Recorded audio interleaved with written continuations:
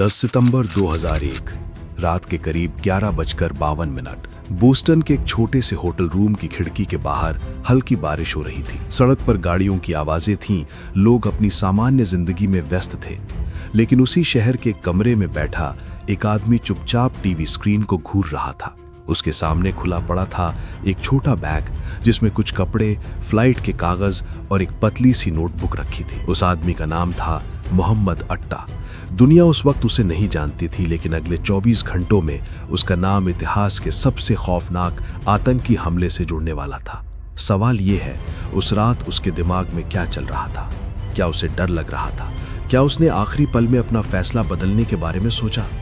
और आखिर कैसे एक पढ़ा लिखा आर्किटेक्चर छात्र दुनिया के सबसे बड़े आतंकवादी हमले का चेहरा बन गया? आज की इस डॉक्यूमेंट्री में हम आपको लेकर चलेंगे 9/11 से पहले की उन आखिरी 24 घंटों में, जहां हर मिनट इतिहास को बदलने की तरफ बढ़ रहा था। कहानी शुरू होती है काहिरा से। 1 सितंबर 1968 को जन्मा मोहम्मद अट्टा एक साधारण मध्यम वर्गीय परिवार से था। उसके पिता वकील थे। परिवार चाहता था कि बेटा इंजीनियर बने। शुरू में वो शांत स्वभाव का, पढ़ाई में अच्छा और बेहद अनुशासित लड़का माना चाहता था, लेकिन उसके भीतर एक अलग तरह का गुस्सा धीरे धीरे बढ़ रहा था। 1992 में वो पढ़ाई के लिए हैम्बर्ग चला गया। यहाँ उसने हैम्बर्ग यूनिवर्सिटी ऑफ टेक्नोलॉजी में आर्किटेक्चर और अर्बन प्लानिंग पढ़नी शुरू की। शुरू में उसकी जिंदगी सामान्य थी, लेकिन कुछ सालों बाद उसके दोस्त नोटिस करने लगे कि वो बदल रहा है। उसने पार्टियों में जाना बंद कर दिया, लोगों से मिलना कम कर दिया और धीरे धीरे कट्टर इस्लामी विचारधारा से जुड़ने लगा। इसी दौरान उसकी मुलाकात कुछ ऐसे लोगों से हुई जो बाद में 9/11 हमले का हिस्सा बने। बाद में अमेरिकी जांच एजेंसियों ने इसे हैम्बर्ग सेल नाम दिया। कहा जाता है कि यहीं से वो रास्ता शुरू हुआ जिसने दुनिया बदल दी। 1999 में मोहम्मद अट्टा अफगानिस्तान गया, जहां उसने अलकायदा के कैंप में ट्रेनिंग ली। वहां उसकी मुलाकात हुई ओसामा बिन लादेन से और माना जाता है कि उसी दौरान उसे अमेरिका पर हमले की योजना में शामिल किया गया। अगले 2 साल तक वो सामान्य इंसान की तरह जिंदगी जीता रहा, लेकिन पर्दे के पीछे दुनिया के सबसे बड़े आतंकी हमले की तैयारी चल रही थी। 2000 में वो अमेरिका पहुंचा। उसने फ्लाइट ट्रेनिंग लेना शुरू किया। फ्लोरिडा के छोटे छोटे फ्लाइंग स्कूलों में उसने विमान उड़ाना सीखा। प्रशिक्षकों को वो अजीब लगता था, क्योंकि उसे टेक ऑफ सीखने में दिलचस्पी थी, लेकिन लैंडिंग में नहीं। बाद में यही बात जांच एजेंसियों के लिए सबसे डरावनी साबित हुई। 10 सितंबर 2001 सुबह 8 बजे पोर्टलैंड, मोहम्मद अट्टा और उसका साथी अब्दुल अजीज अल उमारी एक छोटी घरेलू फ्लाइट पकड़ते हैं जो उन्हें बोस्टन ले जाने वाली थी। एयरपोर्ट के सीसीटीवी फुटेज में दोनों शांत दिखाई देते हैं, न घबराहट न जल्दबाजी, जैसे 2 सामान्य यात्री सफर पर निकले हों। लेकिन उनके बैग्स में छोटे चाकू और पेपर स्प्रे जैसी चीजें थीं। उस वक्त एयरपोर्ट सिक्योरिटी इतनी सख्त नहीं थी और यही दुनिया की सबसे बड़ी कमजोरियों में से एक बनने वाला था। दोपहर तक दोनों बोस्टन पहुंच जाते हैं। वे मिल्नर होटल में रुकते हैं। जांच रिपोर्ट्स के अनुसार उसी शाम मोहम्मद अट्टा एटीएम से पैसे निकालता है। कुछ रकम दूसरे साथियों को भेजी जाती है, मानो आखिरी तैयारियां पूरी की जा रही हों। रात करीब 9 बजे उसने अपने कुछ साथियों से फोन पर बात की। उन कॉल्स की पूरी रिकॉर्डिंग कभी सार्वजनिक नहीं हुई, लेकिन माना जाता है कि सब कुछ अगले दिन के लिए तय किया जा चुका था। उसी रात उसने एक हैंड रिटन डॉक्यूमेंट भी अपने पास रखा, जिसे बाद में द लास्ट नाइट लेटर कहा गया। उसमें धार्मिक बातें लिखी थी, खुद को मानसिक रूप से तैयार करने की बातें और डर को खत्म करने के निर्देश। रात बढ़ती गई। होटल के बाहर बारिश जारी थी, लेकिन कमरे के अंदर इतिहास का सबसे भयानक अध्याय लिखा जा रहा था। 11 सितंबर 2001 सुबह 3:55 होटल का फोन बजता है। वे जागते हैं, नहाते हैं, कपड़े पहनते हैं और फिर टैक्सी लेकर एयरपोर्ट की तरफ निकल पड़ते हैं। रास्ते में ट्रैफिक सामान्य था।